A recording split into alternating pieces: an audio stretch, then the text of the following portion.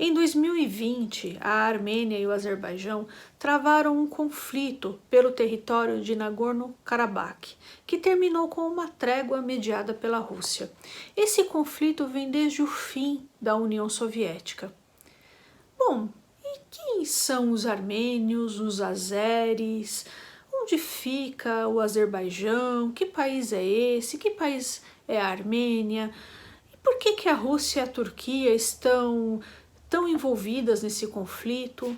Sobre tudo isso, pessoal, nós vamos conversar hoje.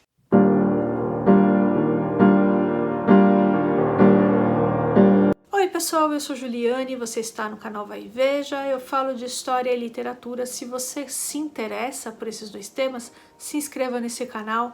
Se você vai prestar vestibular, concurso público, se inscreva por aqui também.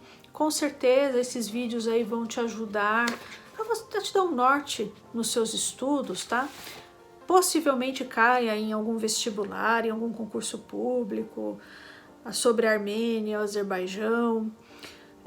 Caia sobre Mianmar também, tem vídeo sobre Mianmar aqui no canal, Líbia também pode ser que caia, guerra na Ucrânia com certeza, China e Taiwan também com certeza. Esses dois temas vão aparecer nos vestibulares e em concursos públicos, tá?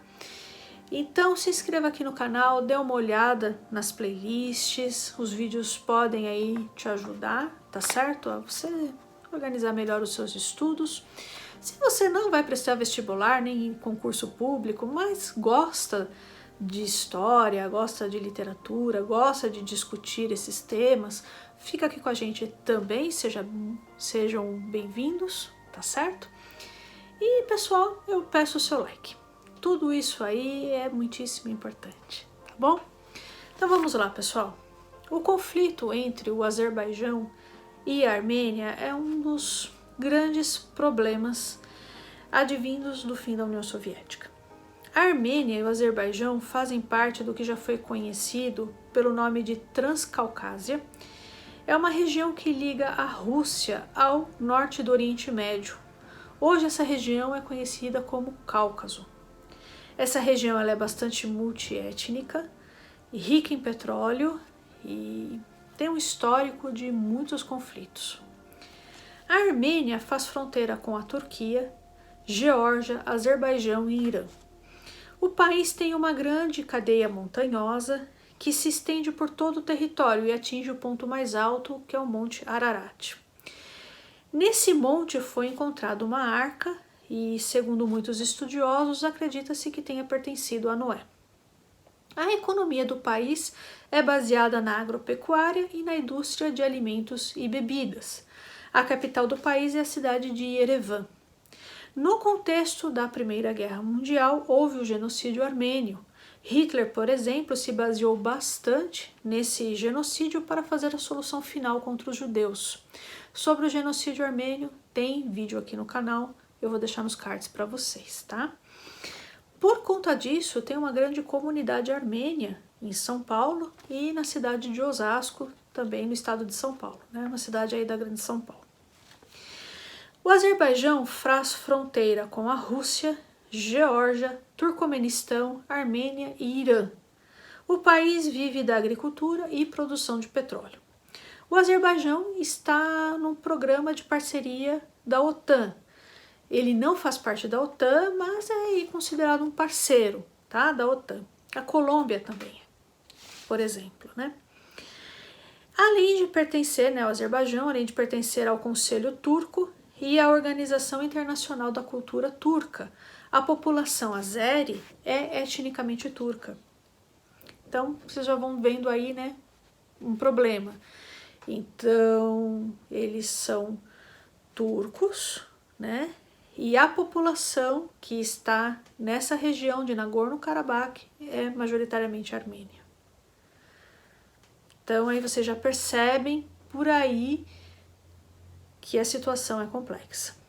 Então vamos lá. O Azerbaijão pertenceu ao Império Turco, depois foi anexado à União Soviética. A Armênia Oriental também fez parte do Império Russo, a Armênia Ocidental fez parte do Império Turco-Otomano, foi aí que aconteceu o genocídio, e depois a Armênia fez parte da União Soviética. No período stalinista, a União Soviética determinou que a região de Nagorno-Karabakh deveria fazer parte do Azerbaijão. E aí, como eu disse, tem um grande problema. A maioria da população da região é armênia, é cristã. E a população azeri é majoritariamente muçulmana, xiita. Então, né, como eu disse, vocês já estão entendendo, né? E aí, pessoal, quando a União Soviética começou a se enfraquecer, os armênios dessa região viram aí uma oportunidade, isso começou em 1988, viu uma oportunidade de ter independência. A princípio, eles queriam criar um país independente.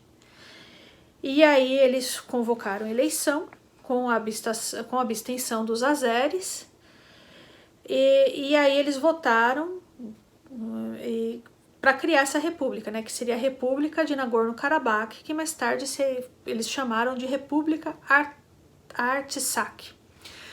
Só que nenhum país do mundo reconheceu essa república. Então, eles tentaram fazer com que essa região ficasse sob domínio da Armênia. E aí é onde se iniciou o conflito armado. E estima-se que entre 30 mil armênios e azeres tenham morrido nesse conflito. Muitas pessoas foram torturadas ou tiveram que se deslocar. A guerra foi freada em 1994, quando ambos os países negociaram um cessar-fogo. Essa é uma das regiões hoje mais pobres do Cáucaso, porque ninguém quer investir, né, claro, numa região que não tem estabilidade, certo? E aí um imigrante armênio chamado Artur Haroyan, ele viveu na Armênia durante esse período, né, no período de 88 a 94, e ele deu uma entrevista para o jornal da USP, abre aspas. A gente chama aquela época de escuridão, época de fome. A gente esperava a frase, a guerra acabou, e essa frase não chegava. Para Haroyan, a Rússia, aliada militar da Armênia, poderia interferir no conflito em favor da Armênia. Mas ela se omitiu, apoiando ali um cessar-fogo entre os dois países. Então, porque a Rússia, ela tem um bom relacionamento com o Azerbaijão. E ela também tem interesse, a gente vai ver aqui por quê, ela tem interesses no país. Então, a Rússia não pode interferir tão diretamente assim em favor da Armênia, tá? E aí ele explica que mais de 80 mil refugiados saíram dessa região e foram para as cidades armênias, o que ficou, né, numa situação bastante complicada. E aí ele fala que essa é uma tragédia não só do povo armênio, mas de toda a humanidade. E ele ainda tem, né, parentes e familiares na Armênia, e destaca que a união das pessoas, dos armênios, foi muito importante. Então as pessoas doavam roupas, doavam alimentos e sangue. E aí abre aspas aqui, ele falando, para o Azerbaijão são apenas territórios, para nós é a nossa pátria, são nossas igrejas, que foram construídas durante muitos séculos, é a nossa história, fecha aspas. Eu não tenho, pessoal, nenhum depoimento, né, de nenhum azeri que tenha lutado nessa guerra, ou que tenha alguma opinião formada a respeito desse conflito, tá? Então, por isso aqui que eu não coloquei. Então, só acabei dando voz só para os armênios, né? Em 2016, houve novos confrontos que duraram 4 dias e também houve um cessar-fogo. E em 2020 a situação ficou complicada. E aí eles entraram num conflito armado de novo, os dois países. E esse conflito foi... A resolução desse conflito, né? Aliás, o fim da guerra, não a resolução do conflito, mas o fim da guerra foi intermediado pela Rússia. O Azerbaijão é bastante importante no mercado energético. Então, existe ali uma importante rede de gasoduto que sai da Rússia, passa pelo Azerbaijão e chega até a Turquia.